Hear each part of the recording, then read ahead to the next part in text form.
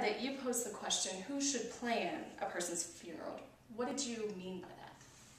Planning, it's kind of interesting when you sit down with an individual, especially an elderly individual, to do a funeral plan. And what I've discovered is that they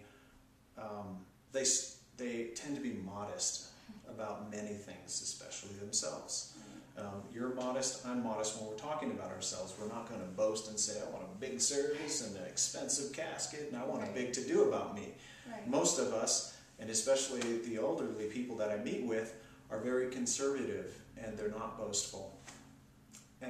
But when I think about my mother or my loved one, I think, no, I do want to be boastful. I want people to know what that person meant to me, and what that person meant to them, and what that person meant to the community, and I want to have a service to tell everyone that and shout it from the mountaintops.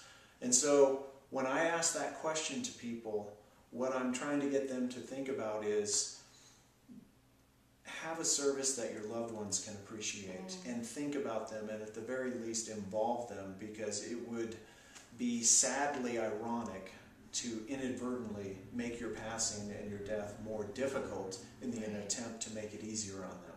Right. And I see that when people try to cut the corners, they believe, a lot of them, that, well, I thought they could use the inheritance and I would save them money.